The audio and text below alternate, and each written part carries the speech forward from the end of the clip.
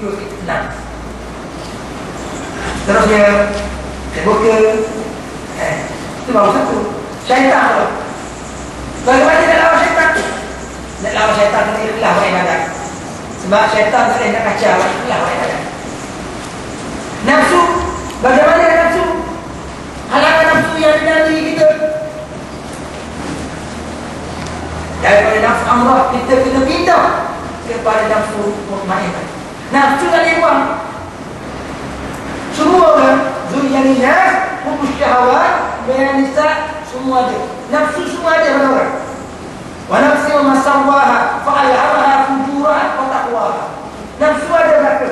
Cuma kita nak tentukan nafsu kita ni fujuraha ke atau taqwa, atau taqwa. Fujur ke taqwa. Nafsu ada berapa? Asal nafsu amaratun bisu. Bagaimana kita nak ubah nafsu daripada amaratun bisu itu kepada mutmainnah? Yang hanya nafsu mutmainnah saja yang diridai oleh Allah. Orang yang pulang kepada Allah dengan nafsu mutmainnah saja yang Allah mengakui dia hamba-Nya. Orang yang pulang kepada Allah dengan nafsu mutmainnah saja yang Allah kata masuk ke dalam syurga-Nya.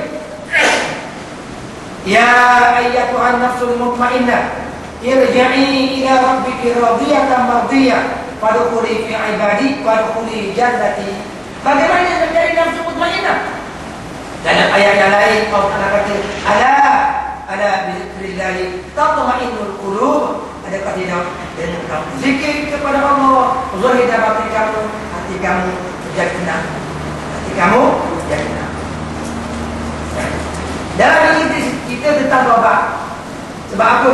Dalam mata yang seterusnya disebut bagaimana kamu nak dapat faham segala rahsia-rahsia Allah yang halu-halu sedangkan kamu belum lagi bertaubat dan dosa-dosa maksiat yang kamu buat.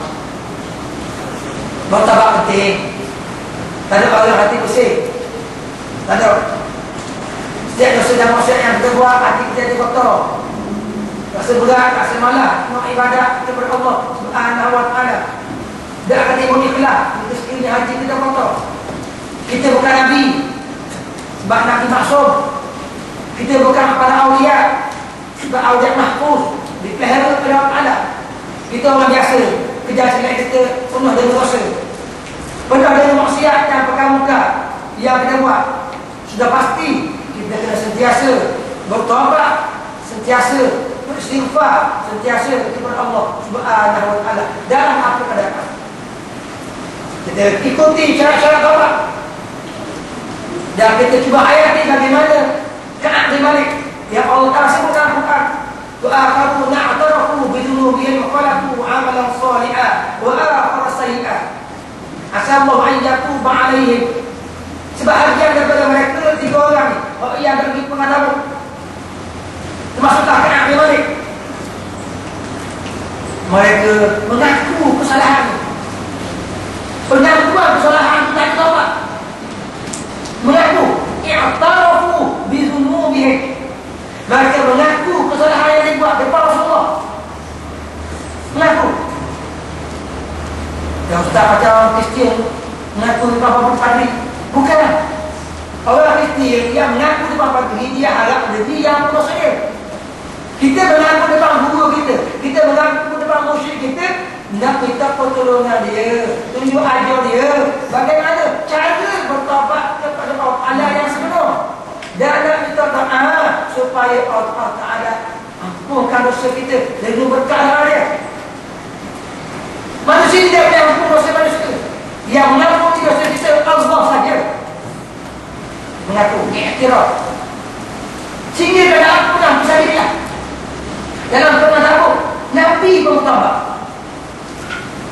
Dekat kanak perang dalam bertaubat. Itu baru memimpin. Sebab apa? Takut. Ada nama kita buat maksiat kita dah sedar yang menyebabkan terpatungnya kemenangan Islam. Dalam pernah tahu Nabi sendiri bertaubat. Orang Muhajirin bertaubat. Orang Ansar bertaubat.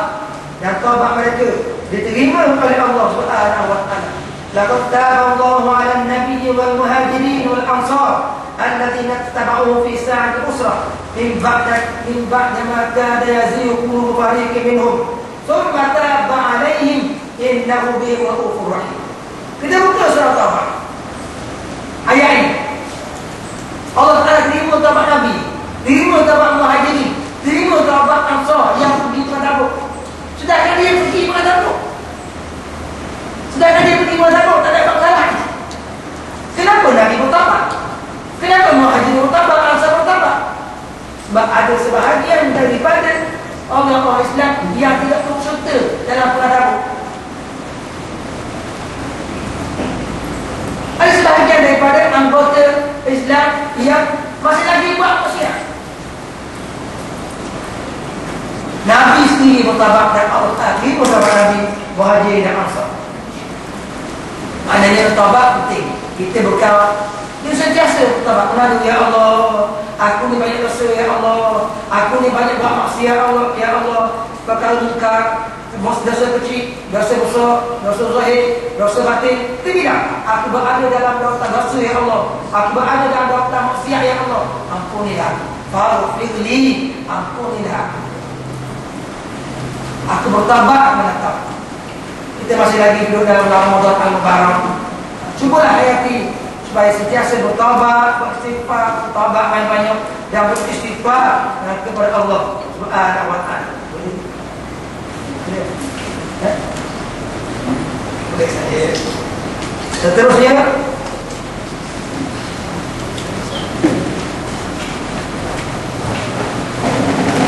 buka Musa 32. Saya lapor. Musa 32. Satu lagi ke?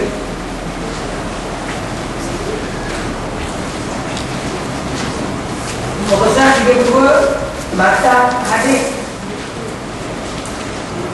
Batang hadis ke-40.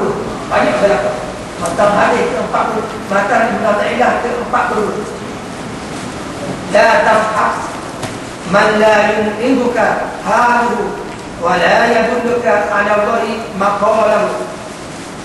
Jangan kau bersahabat mereka yang tidak boleh membangkitkan kau halnya, tidak boleh menunjuk kepada Allah perkataannya. Kita tidak boleh berkawan dengan orang jahil.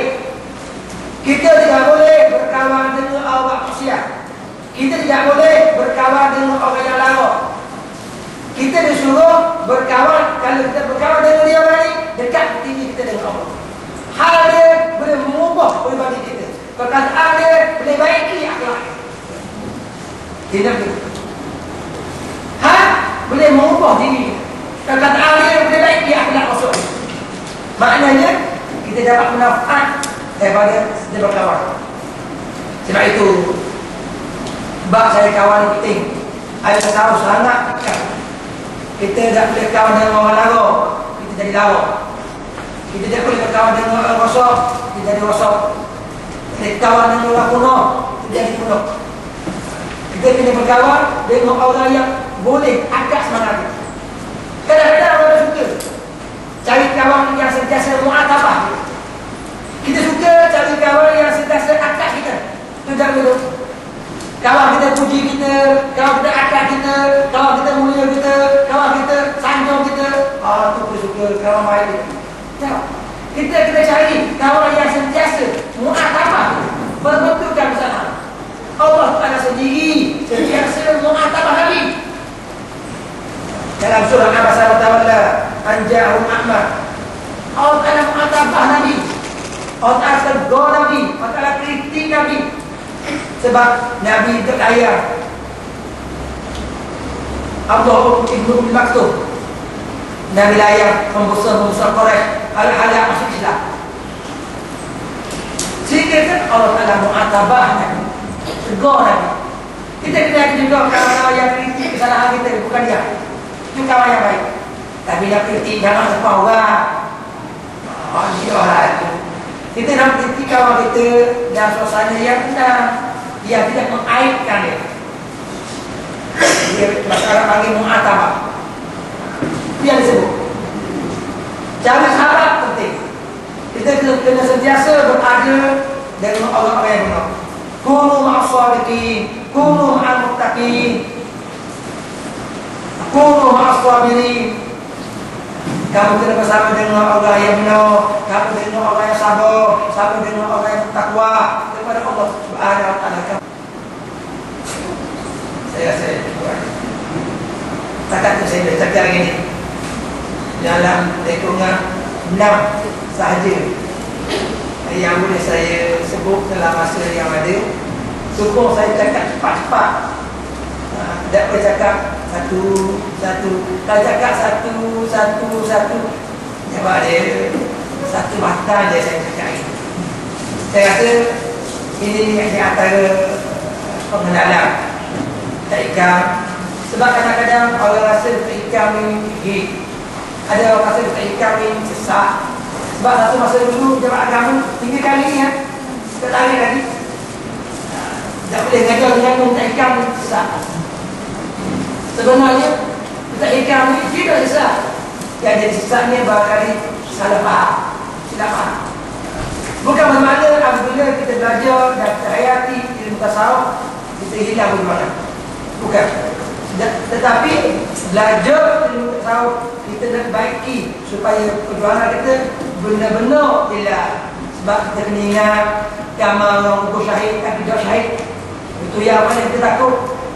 Orang yang mati dalam jihad, mati dalam jihad, kena bunuh, kena panah, kena tembak, kena bedek, mati. Pada zahir dia syahid, tapi hakikatnya dia syahid. Jika sekiranya dakwah itu ni silap. Man qatala litakuna kalimatullah hiyal ulia fahuwa syahid.